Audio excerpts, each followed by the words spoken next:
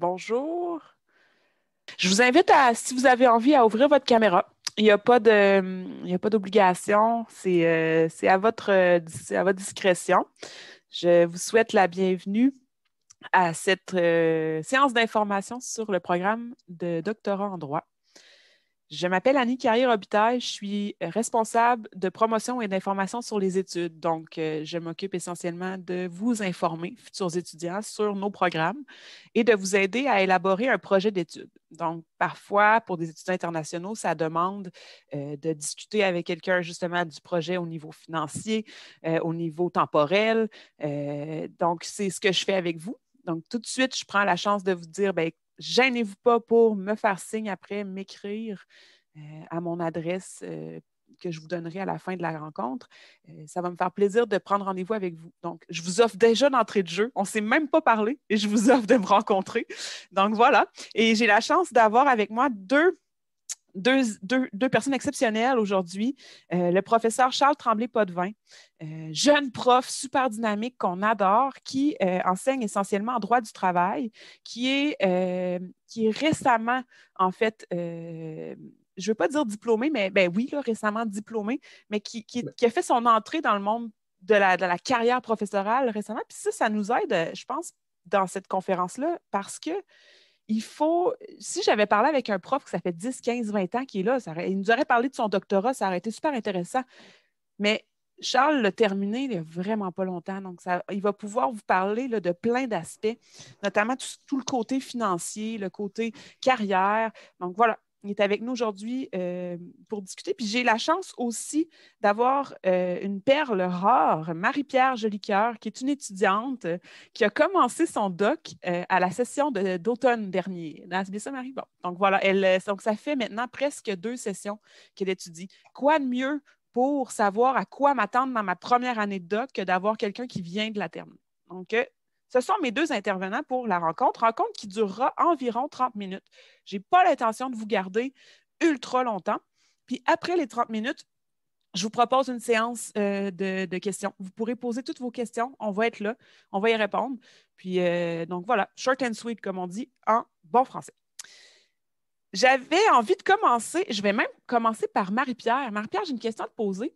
J'aimerais savoir qu'est-ce qui t'a motivé à poursuivre, dans le fond, de la maîtrise avec essai. Tu étais à la maîtrise ici à l'Université Laval avec essai, vers le doctorat, vu que tu as fait ce changement-là il y a très, très, très récemment. Ben merci beaucoup Annie pour la belle présentation. Puis en fait, moi, j'ai pas du tout commencé mon baccalauréat en me disant que je ferais un doctorat. Donc, je fais partie de celles et ceux là, que ça s'est un peu placé sur ma route parce que en fait, la maîtrise m'a donné le goût du doctorat. J'ai travaillé comme auxiliaire. On a beaucoup d'opportunités de travailler comme auxiliaire pour des professeurs à la faculté de droit de l'Université Laval. Puis de fil en aiguille, ben, j'ai réalisé que le droit sur le plan théorique, ben, j'aimais ça. Donc, c'était de bonne augure pour après aller au doctorat. Puis, je dirais peut-être une autre partie de la réponse, c'est moi, j'ai vraiment un sujet, un projet de doctorat qui m'a allumé, comme on dit. Donc, je dirais que ça aussi, ça a été une motivation de poursuivre au 3e cycle. Mais c'est pas en débutant mon bac, je ne m'étais pas nécessairement dit là, que j'irais au cycle supérieur puis je me rendrais au doctorat. Génial, merci. Et toi, Charles, qu'est-ce qui t'a poussé vers le doc? Ben moi, dès que j'ai commencé la maîtrise, je savais que je voulais aller au doctorat parce que je savais que je voulais faire une carrière académique. Mais au baccalauréat, je ne m'en doutais pas du tout. En fait, je voulais aller travailler dans les cabinets, dans les grands cabinets d'avocats et tout ça. Et finalement, en faisant le stage, j'ai eu aussi des contrats d'auxiliaire de recherche. Je me suis rendu compte que j'aimais beaucoup la recherche plus que la pratique. Et donc, finalement, je me suis lancé dans les études supérieures et je n'ai pas regretté, jamais regretté. Puis, pourquoi l'Université Laval? Il y a plusieurs raisons. Dans mon cas spécifiquement, il y avait notamment le choix du directeur, qui est un élément important. On va y revenir, là, on va en reparler du choix du directeur. Et dans mon cas, ça a beaucoup pesé dans la balance. Il y a aussi l'aspect géographique. Bon, moi, je viens du Saguenay, donc je me rapprochais un peu de mon patelin. Mais j'ai fait mon bac, ma licence plus spécifiquement, à l'Université d'Ottawa, qui est collée sur la colline parlementaire fédérale. Et l'Université Laval, elle, est très bien située justement près de la colline parlementaire provinciale. Et c'est d'autant plus pertinent de mon point de vue lorsqu'on fait des études supérieures parce qu'il y a des opportunités de carrière, notamment dans la fonction publique. On va en reparler aussi des opportunités de carrière, mais ça permet justement de tisser des liens. Moi, j'ai fait un stage d'ailleurs à la commission de la fonction publique pendant ma maîtrise, un stage très enrichissant également. Donc ça, c'était un élément important. Ah, intéressant, merci. Puis, dans le fond, là, puis je vais demander à Marie-Pierre en premier parce que c'était un peu ma vraie première question là, que j'avais envie de vous poser aujourd'hui. C'est, Marie-Pierre, qu'est-ce que tu me dirais là, de ta première année au doc, là, qui est le plus grand défi de changer, là, de passer vers les études de troisième cycle? Ça, c'est parce que quand on veut s'inscrire à un programme comme ça, on se demande, ben, c'est qu'est-ce qui m'attend, là, tu sais? C'est un peu la première question que j'aimerais vous poser à vous deux. Donc, Marie-Pierre, après, je vais laisser la parole à Charles. Super, mais je ne sais pas si c'est moi qui le vis de manière particulière, mais moi, j'ai vraiment l'impression qu'il y a un peu d'intrapreneurship quand on est au doctorat. Tu sais, qu'il y a vraiment, premièrement, tu gères ton horaire, tu gères les projets dans lesquels tu embarques, autant les projets de recherche, tes cours, tout ça. Fait que moi, je me plais un peu dans ce style de vie-là où je gère mon horaire, je gère mes responsabilités, mais il faut d'aller prendre des initiatives, participer à des colloques, participer. Donc, il y a un grand dynamisme, mais il y a aussi une responsabilité, je pense, de l'étudiant de créer ce dynamisme-là. Puis peut-être aussi, moi, j'ai fait la maîtrise avec SM, mais le dynamisme, puis l'espèce de côté intrapreneurial dont je parle, je le sentais un peu moins à la maîtrise. Fait que moi, c'est vraiment quelque chose que j'aime comme doctorante. Puis quand il y a des gens qui me répondent « Bon, tu es encore à l'école, tu continues, tout ça », mais moi, je vois vraiment une distinction entre la vie d'un doctorant, le rôle du doctorant versus étudiant de premier, deuxième cycle. Je trouve que c'est vraiment quelque chose de nouveau, là. Même si je suis à la même université depuis le début. Ah, merci, c'est super intéressant. Et toi, Charles, qu'est-ce qui aurait été le plus grand défi de toutes ces études-là, de toutes ces années d'études au doc? Bien, à la base, j'abonde dans le même sens que Marie-Pierre là, au niveau de l'autonomie que ça demande, mais c'est clair que la thèse, c'est d'abord un défi intellectuel. Il faut produire une œuvre intellectuelle qui peut nous amener dans plusieurs phases qui peuvent entraîner certaines difficultés. Une phase d'errance, au début, on ne sait pas vraiment quelle forme notre thèse va prendre. Ensuite, à force de faire des lectures, à un moment donné, on peut avoir une certaine anxiété à savoir comment on va faire pour créer une synthèse de nos lectures, etc. Et c'est là que le rôle du directeur, d'ailleurs, va être important pour nous aider à nous orienter, d'essayer de donner une forme. C'est comme si on sait qu'on doit accoucher de quelque chose, mais on ne sait pas c'est quoi. Et donc, ça peut être une source d'anxiété. Mais à un moment donné, quand ça prend forme, qu'on commence à se mettre dedans, à l'écrire, etc., là, c'est comme s'il y avait une courbe et à un moment donné, ça se met à descendre et là, on sait davantage où on s'en va. Et pour passer à travers cette courbe d'anxiété où il peut y avoir certaines embûches, il y a un défi particulier dans le doctorat, à mon avis, qui se rattache au fait que c'est un travail qui est très solitaire et donc l'isolement peut être difficile. Et je pense qu'il faut trouver des manières de briser cet isolement. Dans mon cas, je me suis impliqué dans des centres de recherche, par exemple le CRIMT en droit du travail et aussi le Centre d'études en droit économique à l'Université Laval. Ce qui est intéressant avec le CD, donc à l'Université Laval, c'est que j'avais accès à un bureau où il y avait d'autres étudiants qui étaient au doctorat ou à la maîtrise et qui avaient aussi leur bureau, ce qui ça créait une sorte de microcosme de recherche, une espèce de vie de bureau, finalement, où on allait faire des 5 à 7, on parlait de nos projets, on échangeait sur nos projets. Donc, je pense que briser l'isolement, c'est un élément excessivement important pour passer à travers. Ah oui, vraiment. J'ai souvent entendu parler de nos doctorants de ce défi du projet là, du doctorat. Mais justement, tu nous parlais de la relation avec ton directeur. Ça ressemble à quoi quand on est 4-5 ans avec le même directeur de recherche? Comment tu peux décrire cette relation-là? C'est un élément fondamental qui est très important. Dans mon cas, j'ai été très chanceux, mais en même temps, j'ai eu quelques malchances parce que je suis passé à travers 4 directeurs. J'ai eu un directeur de maîtrise qui a été nommé juge, après un directeur de doctorat qui a été aussi nommé juge. Et finalement, il y a 2 directeurs à la fin qui ont pris le relais comme co-directeur pour terminer le doctorat. Donc, mais j'ai été excessivement chanceux parce que la relation s'est très bien passée avec tous mes directeurs et directrices, au fond. Donc, de ce côté-là, ça s'est très bien passé. Je peux peut-être entrer tout de suite dans les raisons qui nous amènent à choisir le directeur. Je pense que c'est vers ça qu'on s'en va et puis on pourra approfondir peut-être la relation à partir de là. Mais je pense que peut-être 3 ou 4 éléments importants dans le choix du directeur. Et le premier, c'est probablement au niveau des affinités intellectuelles. Hein? C'est-à-dire qu'on choisit quelqu'un généralement parce qu'il est spécialiste d'un certain domaine auquel on s'intéresse et on a lu ses travaux et on doit s'assurer de certaines affinités intellectuelles, du fait qu'on va aller un peu dans la même direction, même s'il peut évidemment y avoir des désaccords importants même avec le directeur. Ça, c'est tout à fait possible et ça peut même être très fécond. Mais évidemment, on choisit d'abord le directeur pour l'élément intellectuel parce que c'est un travail intellectuel dans lequel on s'engage. Ensuite, il y a les affinités personnelles aussi, on ne se le cachera pas, qui sont importantes. Hein? Et donc, je pense que c'est important de rencontrer la personne avant pour voir s'il y a justement des affinités sur le plan personnel. Dans mon cas, j'avais choisi Christian Brunel à la maîtrise, le professeur Christian Brunel, parce que je le connaissais de réputation et j'avais lu ses travaux.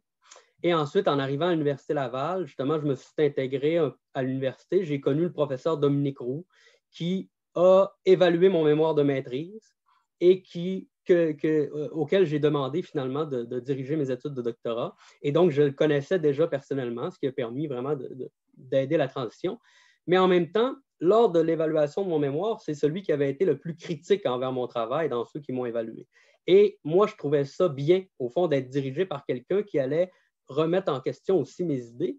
Et ça a été effectivement, on a eu des désaccords et ça a été très fécond sur le plan intellectuel.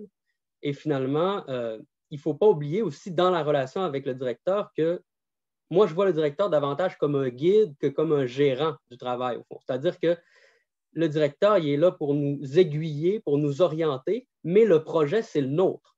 C'est nous qui devons le construire et lorsqu'il y a un désaccord, ben, il faut convaincre notre directeur que, pas nécessairement qu'on a raison, il peut être en désaccord avec nous, mais que c'est une idée défendable, celle qu'on veut mettre de l'avant. Et donc, mais finalement, c'est notre idée. Donc, c'est à nous, c'est nous qui devons, en tant qu'étudiants, qui devons développer notre idée et la défendre finalement. Et il ne faut pas mettre sur les épaules du directeur des responsabilités qui reviennent à l'étudiant. Comme Marie-Pierre le disait, justement, le doctorat, c'est une entreprise qui demande beaucoup d'autonomie et il faut le premier maître de son projet de thèse, c'est l'étudiant lui-même et non le directeur. Oui, peut-être que je rebondirais sur quelques éléments que tu as dit, Charles, par rapport, moi, c'est ça, aux affinités intellectuelles. Tu sais, moi, par exemple, j'ai un projet qui touche le droit de l'enfance, le droit des technologies, fait que c'est sûr que moi, mon directeur fait beaucoup d'interdisciplinaire, puis travaille beaucoup dans un point de vue externe, si on veut, du droit, puis ça s'est avéré être hyper, tu sais, une très bonne affinité, justement, pour les ambitions de recherche que j'avais. Je vais possiblement aussi faire une démarche plus empirique là, dans une certaine portion de ma thèse. Fait que ça, c'est très, très important en ce sens-là. Puis, l'élément aussi autonomie, je pense que oui, bon, le directeur comme guide, tout ça, mais moi, c'est un conseil qu'on m'a beaucoup donné d'aller chercher d'autres personnes, des collègues, des professeurs pour qui on travaille, des ressources à la faculté de droit qui peuvent aussi nous accompagner sur d'autres aspects du cheminement, de trouver les financements, etc. Donc, de pas vraiment faire reposer toute l'œuvre, toute l'aventure doctorale là, sur les épaules de notre direction de recherche. Ah oui, excellent, excellent commentaire, Marie-Pierre. D'ailleurs, ça me permet de présenter justement notre centre de soutien. Marie-Pierre est mentor, co-responsable avec moi du centre de soutien des étudiants des cycles supérieurs. Donc, on a une équipe qui est dédiée à nos étudiants, notamment les doctorants, pour vous supporter. Donc, en effet, il ne faut pas... en plus du directeur de recherche qui va vous supporter, qui va vous aider, votre projet vous appartient, mais vous avez aussi des gens qui peuvent vous aider au niveau académique, mais aussi au niveau recherche de soutien financier. On a une équipe qui est là aussi. On a d'ailleurs une conférence bientôt pour nos étudiants qui sont admis cet hiver et l'automne prochain. Donc, pour leur présenter la façon de se préparer aux bourses, à la présentation de dossiers, pardon, de bourses pour les organismes subventionneurs notamment. Puis ça, je vais vous en reparler un peu plus tard là, de tout ce qui est comment survivre et manger pendant le doctorat. On va en discuter.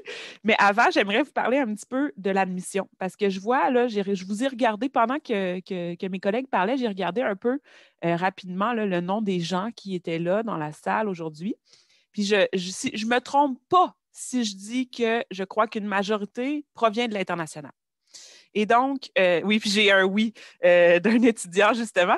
Donc, en fait, je vais prendre la peine de vous parler à vous directement des conditions et de l'admission en droit. Parce que la première étape, bien évidemment, c'est de déposer son dossier pour qu'il soit analysé. Par la suite, avec la décision, bien là, vous allez pouvoir entamer vos démarches pour venir au Québec. Donc, qu'est-ce que ça prend pour déposer un dossier d'admission au doc en droit? Ça prend bien évidemment les relevés de notes. Il faut déposer son mémoire, idéalement de maîtrise, un projet.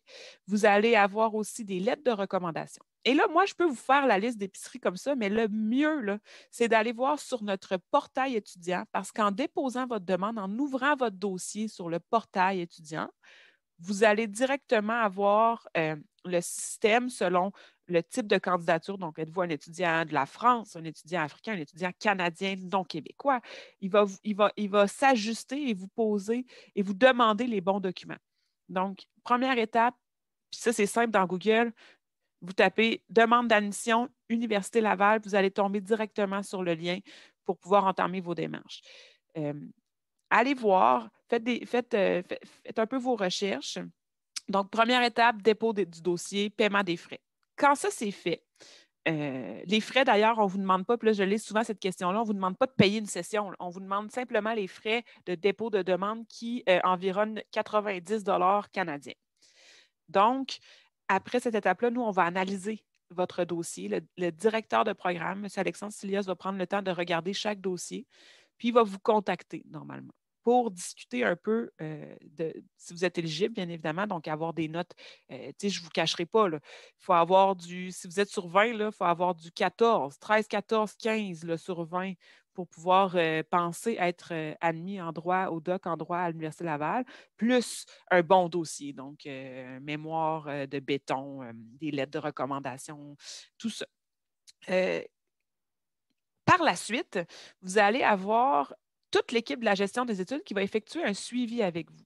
Parce que là, la question, c'est de se dire, bon, je suis admis au doc en droit, mais est-ce que j'arrive en septembre prochain? Qu'est-ce qui se passe? Que je commence par quel cours? Qu'est-ce que je fais? Donc, sachez que ce qui est unique du doc versus nos autres programmes de droit, c'est bien évidemment que le doctorat, c'est un projet qui se personnalise, qui est extrêmement flexible. Donc, ça se peut qu'en septembre prochain, avec la situation pandémique ou tout simplement parce que vos documents légaux ne sont pas arrivés à temps, que vous n'arriviez pas à la première journée de la session et c'est correct. Mais je veux que vous sachiez que c'est notre équipe de la gestion des études qui va s'assurer de personnellement pour chaque étudiant de faire un suivi puis de regarder avec vous quel est le meilleur moment pour arriver au Québec parce que je ne vous le cacherai pas puis je l'ai en question. Est-ce que je peux faire un doctorat entièrement en ligne? La réponse, c'est non. Est-ce que vous êtes obligé d'être ici tout le long au Canada? La réponse, c'est non. Vous pouvez faire un mélange de présentiel et de virtuel, bien évidemment, mais il faut que l'étudiant se déplace minimalement pour, créer un lien avec toute la communauté de recherche de l'Université Laval, utiliser nos ressources parce qu'on a une méga belle bibliothèque. Puis aussi parce qu'il y a des examens, l'examen rétrospectif, l'examen prospectif, c'est bien d'être présent sur place puis de le faire puis d'avoir le contact humain avec les évaluateurs. Ça se peut que vous puissiez le faire en ligne, là, tout est possible, mais ce que je veux vous dire, c'est que ce n'est pas un projet qui se fait entièrement à distance pendant 5 ans. Cela étant dit, bon, j'ai répondu au niveau de l'admission. Le directeur de recherche, je me fais souvent demander, je le trouve quand? Mais la réponse, c'est pas sur vos épaules tout de suite. Vous déposez votre demande, on analyse votre candidature. Une fois que vous êtes admis, on va vous aider à trouver un directeur de recherche. Parce que si vous commencez à contacter les profs en amont, ce qui va se passer, c'est que les profs, ben, eux, ils ont beau vouloir vous encadrer, il faut quand même que vous passiez par le système institutionnel d'admission. Et ça, c'est super important. Il y a des gens qui se matchent avec un directeur, mais qui déposent très tard leurs documents et qui finalement ne peuvent pas commencer à la session suivante parce que le document n'est pas vérifié pour plusieurs raisons.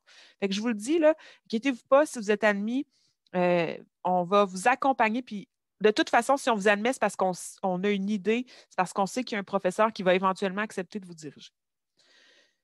Je crois avoir fait le tour des questions sur l'admission, puis si vous en avez des plus pointus, n'hésitez pas tout à l'heure, à la fin, dans 9 minutes, parce que je vous ai promis une conférence de 30. Dans 9 minutes, n'hésitez pas à nous faire signe durant la période des questions. J'avais d'autres questions pour...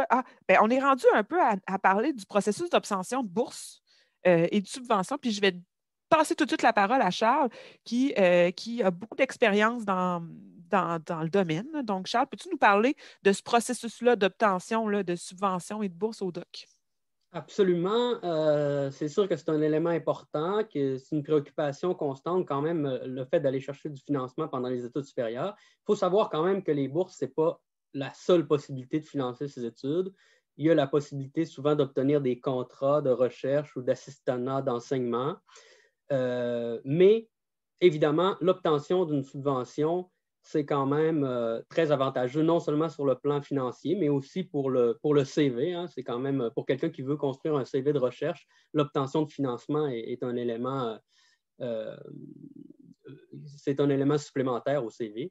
Et je pense que le mieux là-dedans, c'est de s'y prendre le plus tôt possible, en fait. Moi, j'avais commencé à regarder ça avant même de faire ma demande d'admission aux études supérieures, mais bon, évidemment, il faut passer à travers le processus d'admission, mais dès qu'on peut, je pense que c'est bon de commencer à regarder les possibilités de financement. À la maîtrise, les notes sont importantes. Au doctorat, le dossier de publication a une bonne importance aussi, et le fait finalement de ne pas avoir des notes exceptionnelles peut quand même être compensé par un dossier de publication. Donc, si l'objectif, c'est d'avoir justement de se créer un profil de recherche, le fait de publier va nous aider à monter notre profil, mais aussi éventuellement à obtenir des subventions de recherche. Moi, c'est ça, je peux peut-être juste compléter. Moi, je suis en première année de doctorat, hein, donc c'est ça, je suis pas mal là-dedans présentement. Donc, peut-être pas négliger le temps que ça peut prendre de faire ces dossiers-là, donc de s'y prendre d'avance avant les dates d'échéance. L'aspect publication, c'est drôle, je parlais de ça avec des collègues hier, donc qui est quand même un aspect qui est beaucoup, beaucoup regardé. Là, on se demande toujours, là, les comités d'évaluation des bourses, tu sais, c'est qui, puis qu'est-ce qu'ils regardent, tout ça, mais ça, je pense que c'est vraiment un élément qui est extrêmement important. Donc, puis je pense encore une fois, on l'a dit au début, mais d'avoir une certaine autonomie dans tout ça, là, c'est sûr. Puis des fois, il y a des bourses qui existent qui sont directement liées à notre sujet de recherche, qui parfois, il y a peut-être un lot d'applications qui est peut-être moindre que pour certaines bourses comme le CRSH ou des bourses plus où il y a multidisciplinaire, là, donc d'être aussi, je pense, autonome dans cette recherche-là, mais il y a des ressources, bien sûr, qui peuvent nous accompagner, là. Mais voilà. Génial, merci. Mais ça répond à la question. Pour les étudiants internationaux, j'ajouterais que c'est sûr que le doctorat, c'est quand même un gros projet d'études, donc ça a des implications financières particulières. On a une équipe à l'Université Laval, le bureau de la vie étudiante, le bve.ulaval.ca. Je vais même vous l'écrire dans le chat après parce que je viens de vous mettre mon adresse pour m'écrire. Ces gens-là sont spécialisés, bon, notamment en immigration, mais aussi dans tout ce qui est frais de scolarité, parce que les étudiants, par exemple, qui viennent de la francophonie internationale, sauf les étudiants français, vont jouir d'une possible exemption des frais de scolarité au doctorat. Mais là, il faut répondre à plusieurs critères. Moi, je ne m'embarque pas là-dedans. je réfère toujours l'étudiant au BVE, qui, lui, le BVE va l'accompagner. Donc, n'hésitez pas à faire appel à nos ressources externes. Et puis, il y a également le bureau des bourses et de l'aide financière. Donc, si vous recevez une offre d'admission puis vous êtes un peu perdu, vous avez besoin de savoir comment entamer vos démarches pour des recherches de bourses, ne serait-ce que les bourses qui existent déjà et qui sont automatiquement octroyées aux étudiants doctorants. Le bbaf.ulaval.ca, je vous inscris ça tout de suite tantôt. Là. Ça, c'est le site web pour contacter nos gens qui s'occupent uniquement de l'aide financière. Donc, vous pouvez voir à l'université. L'Université Laval, c'est une très grosse université, plusieurs facultés, puis on est plusieurs milliers d'employés dédiés, dans le fond, à votre succès. Puis d'ailleurs, je ne devrais pas en parler, mais on a quelqu'un qui nous écoute aujourd'hui parce que là, on va parler des carrières au DOC.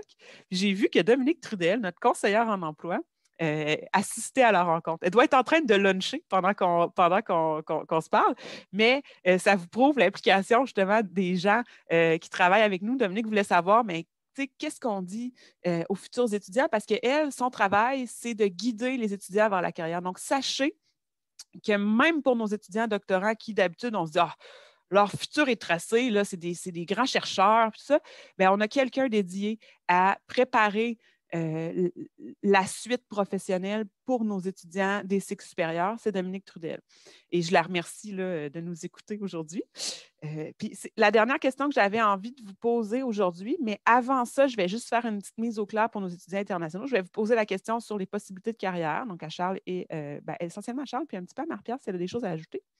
Mais je voulais vous parler de l'école du barreau parce que dans certains pays, quelqu'un qui obtient un doctorat a la possibilité d'aller directement vers l'école du barreau pour devenir avocat. Sachez que chez nous, ça ne fonctionne pas comme ça. Le doctorat, c'est un programme de recherche. Puis pour aller à l'école du barreau, il faut faire des cours du baccalauréat en droit, de la licence en droit. Et là, il y a un jeu, en fait, ce n'est pas un jeu, c'est un programme, mais c'est juste que c'est un jeu parce qu'on fait des crédits du bac en droit sans être dans le bac en droit pour aller à l'école du barreau. Donc, on appelle ça le programme d'insertion dans les ordres professionnels. Si vous allez sur, puis ce n'est pas l'Université Laval qui mène le programme, bien évidemment, c'est l'école du barreau. Donc, si vous avez comme objectif de devenir avocat au Québec, je vous invite à aller sur le site web de l'école du barreau du Québec et de regarder, il y a une zone étudiants internationaux. Et là, vous allez avoir toute l'information pour participer à ce programme. Donc, cela étant dit, je file avec notre dernière question.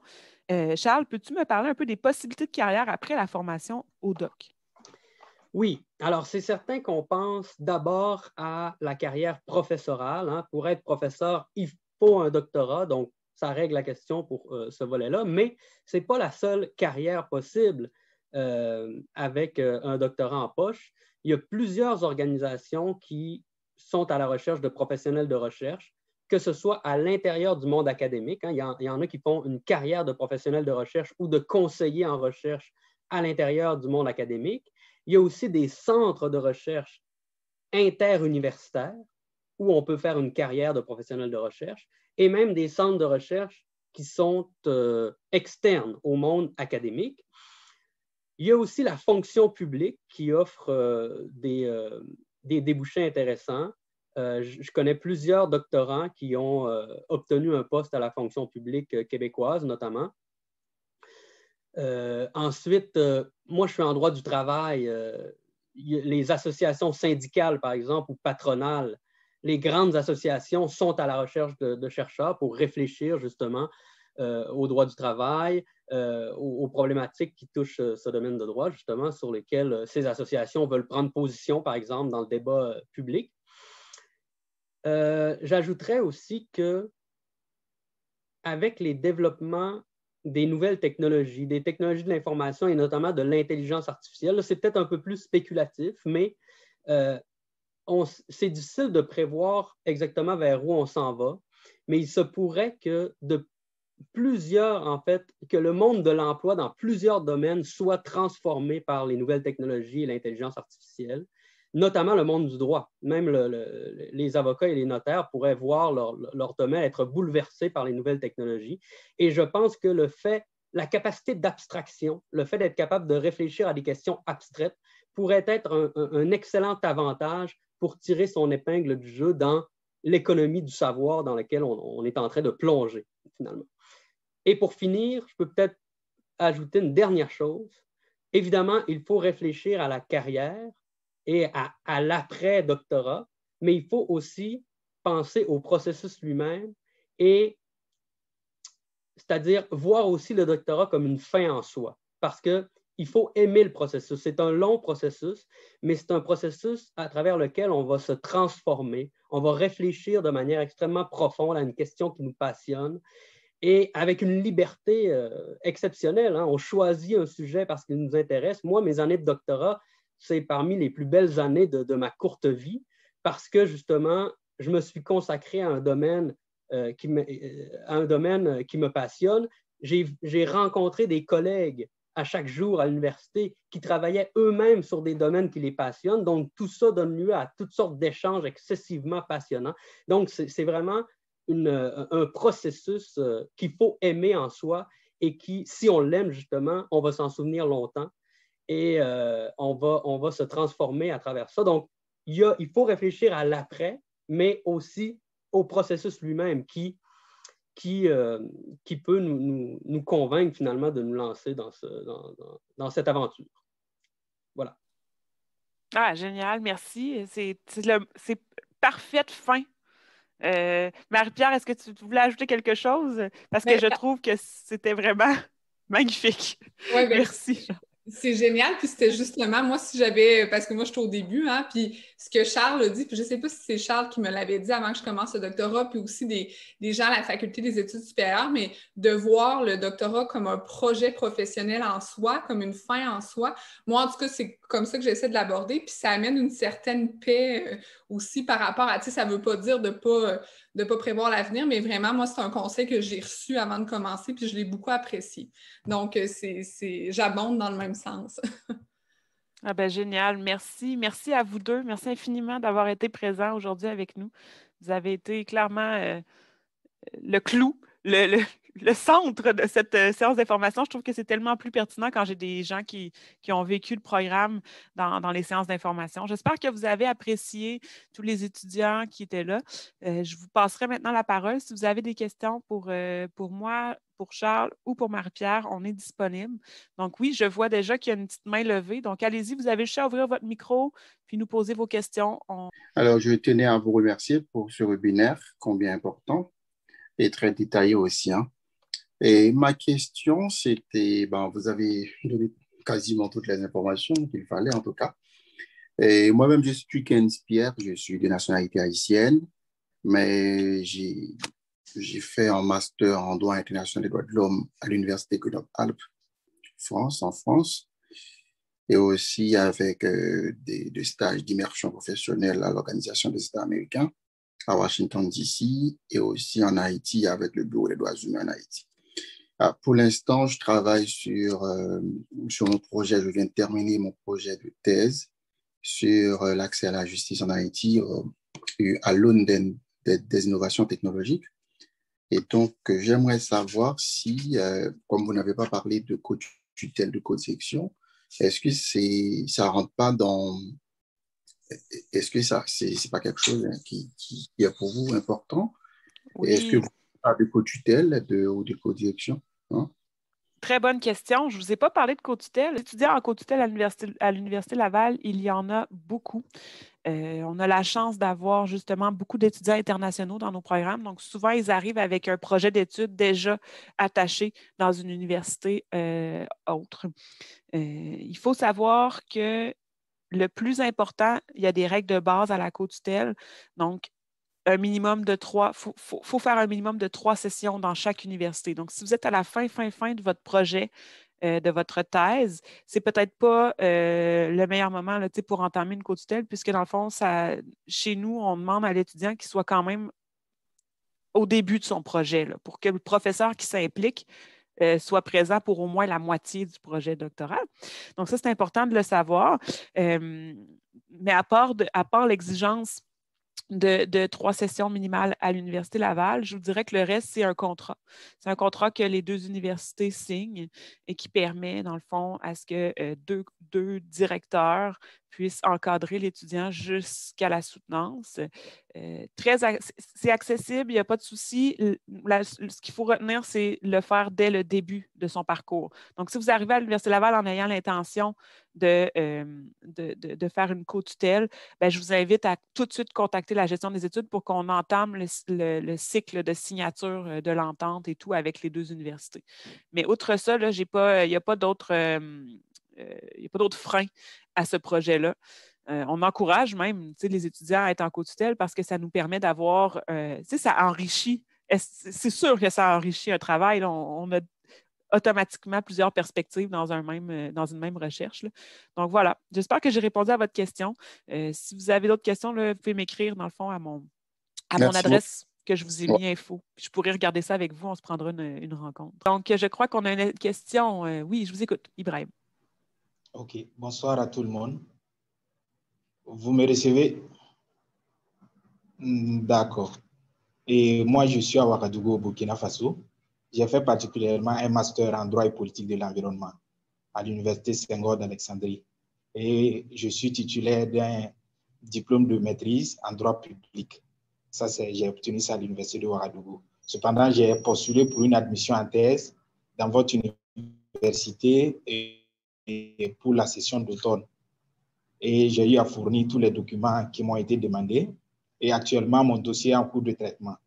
Et pas plus tard qu'avant-hier, j'ai vu que mon dossier a été traité. Tout ce que j'ai fourni ont été traités, mais ça reste maintenant la décision définitive. J'aimerais savoir à quelle période cette décision va arriver et afin de me permettre de suivre le reste de la procédure. Oui. Merci. C'est stressant, hein? C'est un moment stressant, là, l'attente. Vous comprends. En fait, le plus rapidement possible. C'est-à-dire que là, si tous vos documents sont traités, le dossier doit être arrivé chez nous. Et là, c'est notre directeur de programme qui prend le relais, M. Alexandre Stilios. Ce que je vous propose, je vous ai mis dans le chat à côté mon courriel info@fd.laval.ca. Écrivez-moi un petit courriel, puis je vais faire un suivi personnalisé avec vous. Donc, je vais aller voir, là, il est où votre dossier, juste pour m'assurer que ça roule rondement.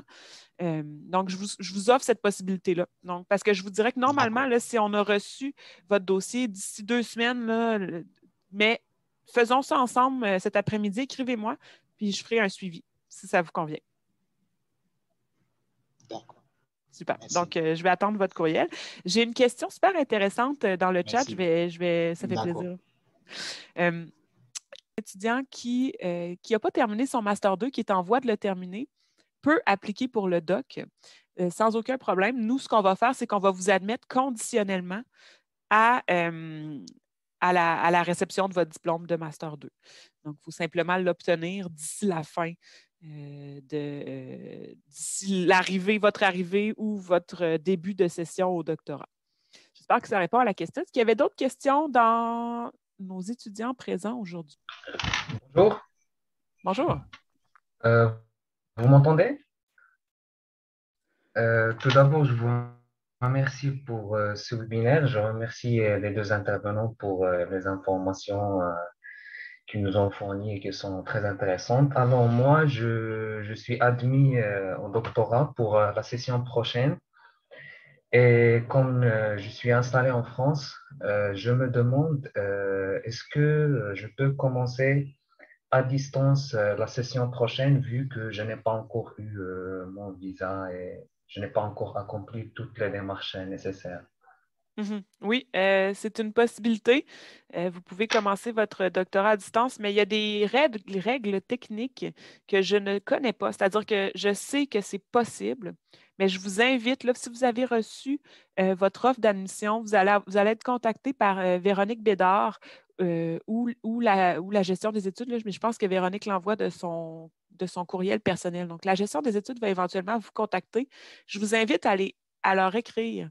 C'est l'équipe c'est cette équipe-là qui va vous suivre pendant les 5 à 6 prochaines années, qui va vous guider dans votre inscription notamment. Donc, c'est eux qui connaissent toutes les petites règles.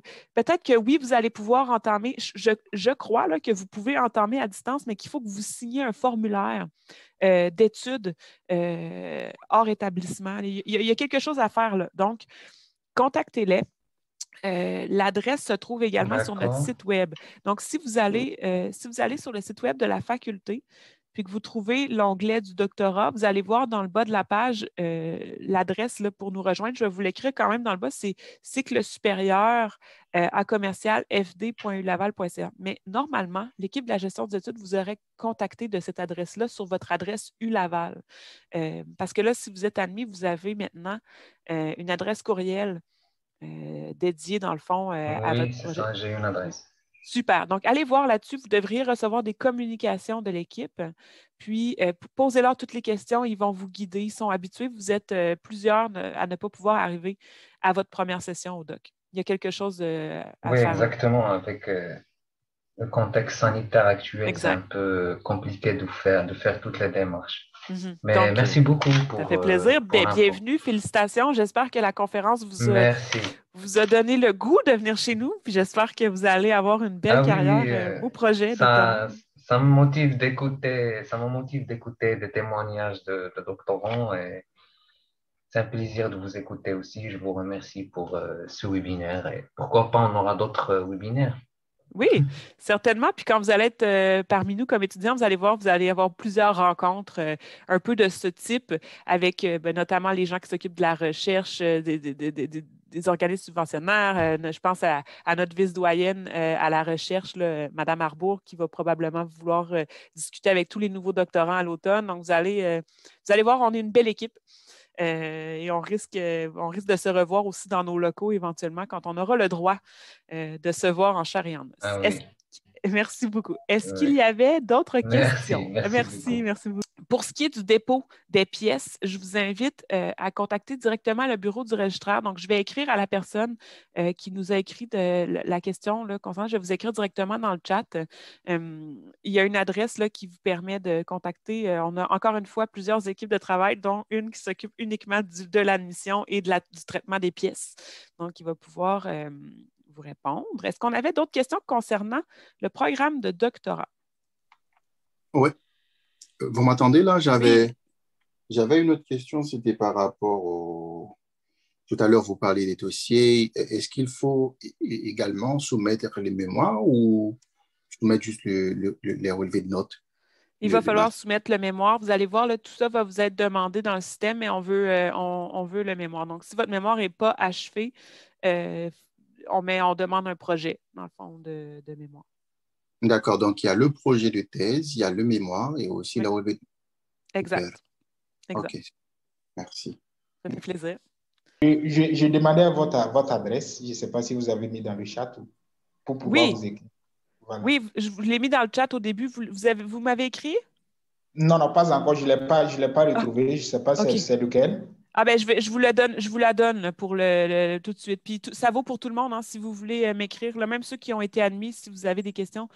Info, INFO. D'accord. À commercial. OK. FD pour faculté de droit, donc FD. D'accord. ULaval, ULAVAL.ca. D'accord, bien reçu. Génial. Écrivez-moi, on se parle cet après-midi.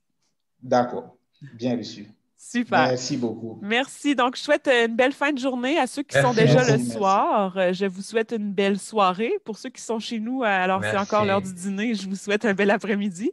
Merci à Charles. Merci beaucoup. Merci Marie-Pierre. Donc, voilà. Au plaisir de vous voir cet automne.